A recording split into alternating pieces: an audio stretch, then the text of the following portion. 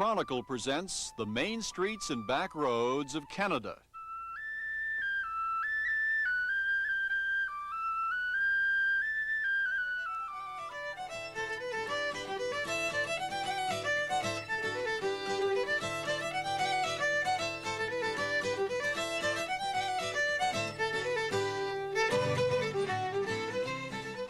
Tonight, the maritime province of Newfoundland. Its rugged landscape sustains a hardy and independent people. And 12 miles off its coast sits the charming French colony of Sierre.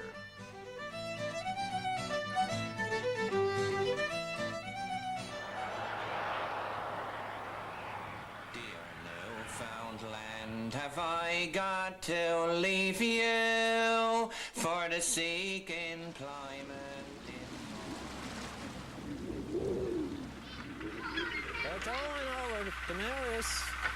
Forced from this nation by sheer starvation, I now must leave you, dear Newfoundland. This is a land of bleak beauty. It's been called the Enduring Rock. Newfoundland occupies that remote part of the north that feels like the beginning of the world. There are bold headlands and deep fjords, a rough rolling landscape scoured by glaciers, then filled with an abundance of lakes and rivers. The massive interior is sheer wilderness, largely uninhabited. Life clings to the coast. These are quiet towns where every morning looks and feels like Sunday. Tiny civilizations survive in fishing villages known as outports, where Main Street is a dirt path and the only route in or out is by water. Here, the descendants of English and Irish fishermen scratch out a living. More than a quarter of Newfoundlanders opt for city life in the bustling provincial capital of St. John's.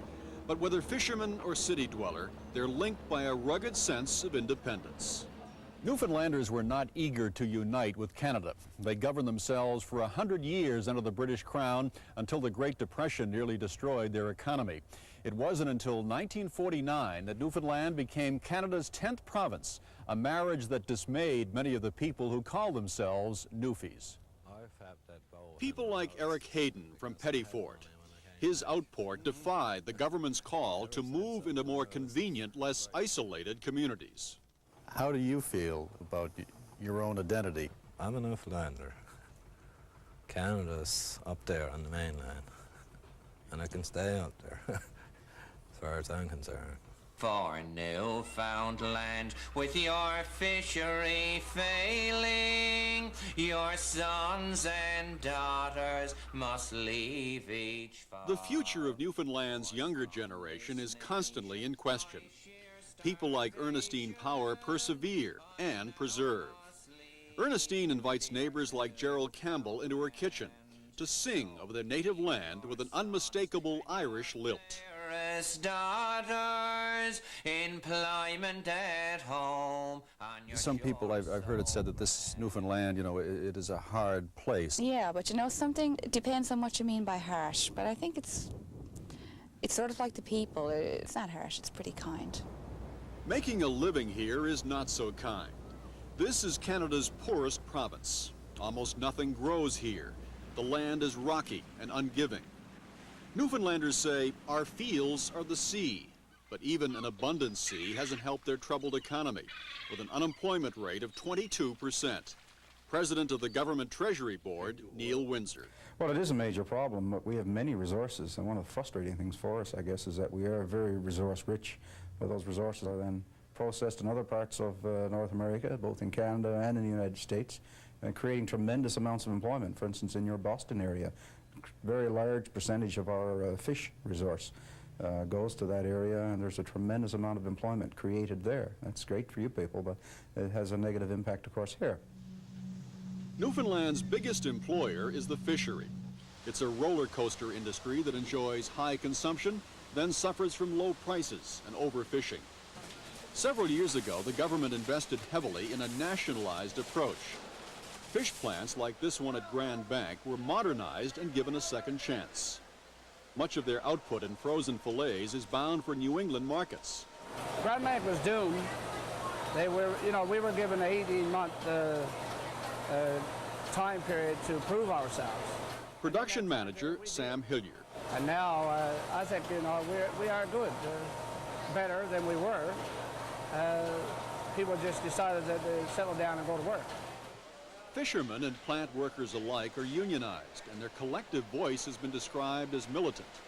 Something in the psyche of this rugged province seems to demand certain basic rights. Packers can now average about $14,000 a year. Cutters like Jack Cummin about $16,000. Is there a real art to this? Oh yeah. You've got to be able to get the top paddock from your fillet, right? You've got to be able to cut your fish so you don't split your fillet. Now what do you have for supper when you go home at night? Don't be fish. Here is success to your dear old country. The government has a dream to promote the economy while protecting the rural lifestyle. But hopes for a new offshore oil industry have temporarily been dashed by falling world prices. And like their ancestors who flocked to New England in earlier times, many of Newfoundland's young must seek work in Toronto or western provinces. But these people, those who stay, are survivors. May the present generation head on your nation is the prayer of an emigrant from Newfoundland.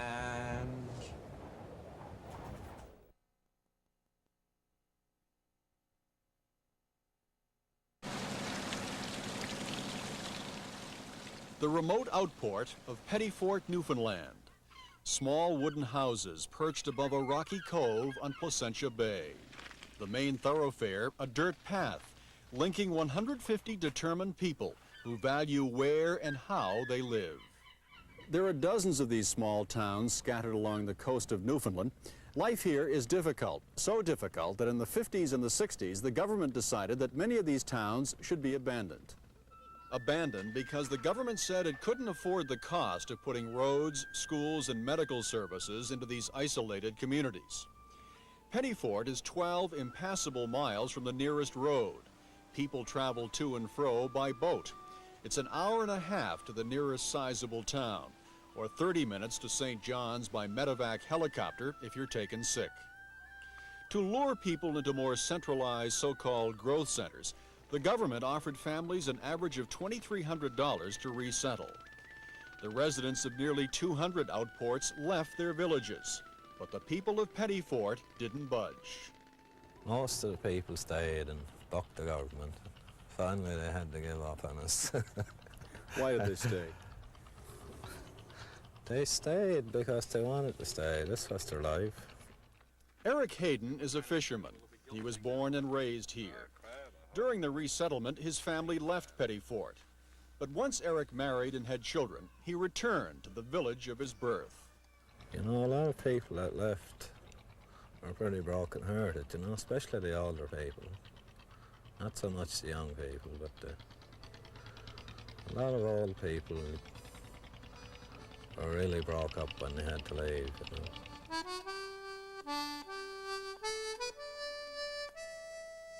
In neighboring outports like St. Joseph's, people never came back, except now for some summer fishing. The scars of resettlement show in the all but abandoned villages and in the memories of those who left them.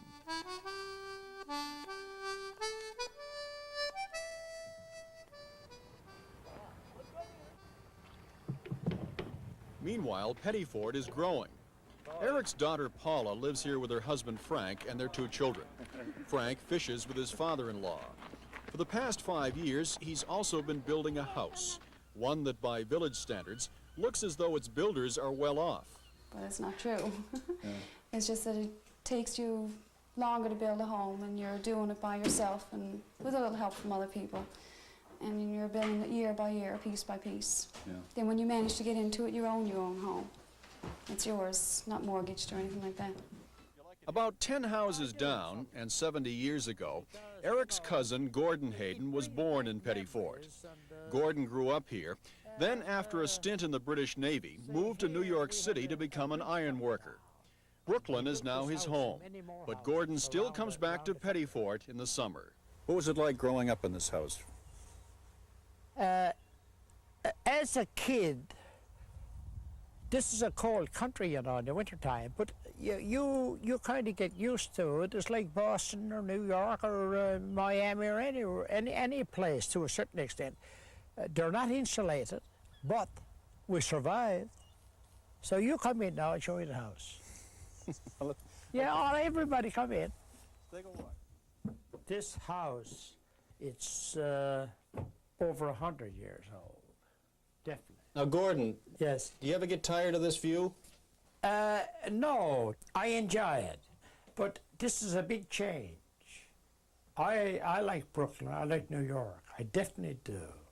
But I love to come back here in the summertime. I got the waterfront, I got my little boat, I relax.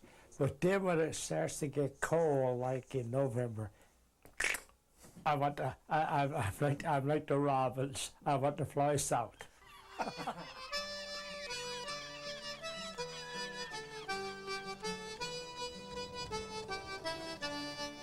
Most here stick it out year-round.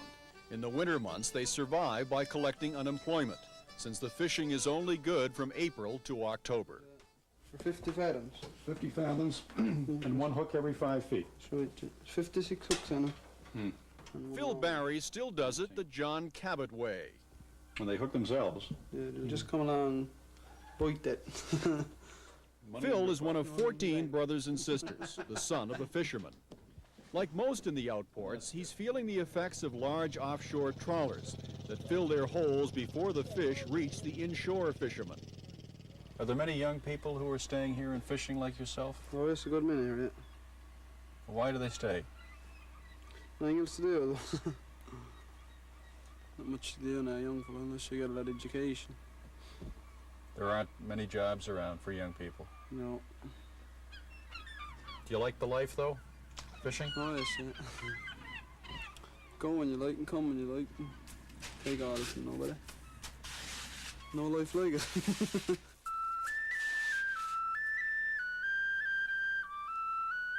Independence. It's a quality you find throughout this rugged province. To government economists, outports like Pettifort made no sense. Too costly, they said. But what they forgot was that the people here are rooted to the soil where they were born, and rooted to each other. And this is why they endure.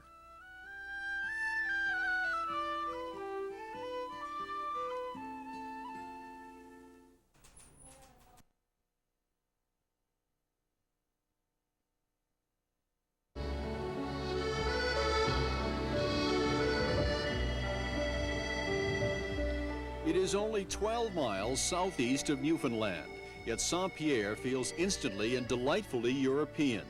The landscape softens, and the accent is straight from Paris. Regarde, tu vois, on va se promener, tu vois?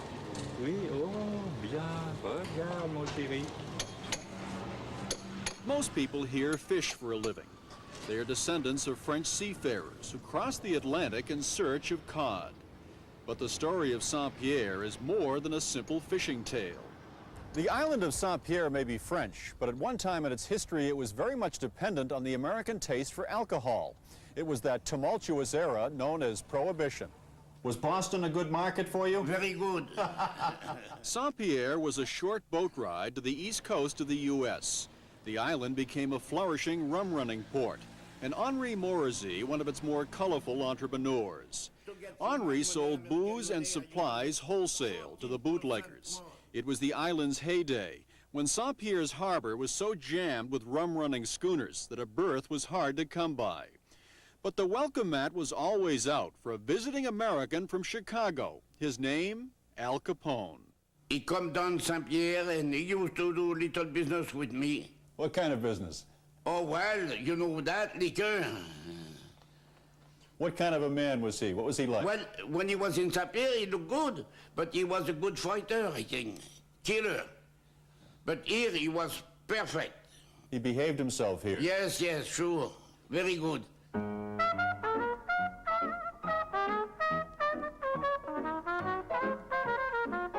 There are still remnants of the Prohibition era in Saint-Pierre. This cottage, the Cutty Sark Villa, was built entirely of wood from Scotch whiskey cases. And the island's largest hotel has a wing named for one of its Prohibition guests, Al Capone. Just off the lobby, the gangster's hat is still on display. The hat was given to the grandfather of Jean-Pierre Andrew, the hotel's owner and Saint-Pierre's principal booster. Andrew delights in island lore, like the time 15 years ago when the German freighter Trans-Pacific came to grief on the island's rocky coast. In keeping with island tradition, the people of Saint-Pierre was soon at the scene, ready to help themselves to the cargo. They went on board, they manhandled the McGregor hatch covers, the booms, and by the following morning, the Trans-Pacific had the honor of having been the fastest ever unloaded vessel in the whole of Saint-Pierre and Miquelon's history. Every single fisherman's house the next morning had one or more of these big, beautiful jukeboxes, which were destined to these famous West German nightclubs. And besides that, there was also another very large consignment made of 300 sit-on lawnmower tractors, which had been destined, and there wasn't one lawn in the whole of Saint-Pierre and Miquelon in 1971. There are two ways to get to Saint-Pierre, by boat and by plane. But fickle weather, including frequent fog, can raise havoc with travel schedules. But that's never stopped one tourist from coming here every summer for the past 38 years. To islanders, she's known affectionately as Mama, Elsie Glidden of Springfield, Massachusetts. What is it about this place that has so much allure for you? Well, I love the people, and I tell you another thing. The older I get, the harder it is for me to stand the heat back home. And you can see how fresh the air is and how nice, and everybody is so kind on the island. I love it here. France pours millions of dollars a year into supporting these little islands. True, the fishing and potential oil rights may someday become more significant, but it's their precarious position between Canada and the United States that is ultimately valuable. It's what Jean-Pierre Andrew calls the pièce de résistance of this little bit of France off the coast of Newfoundland.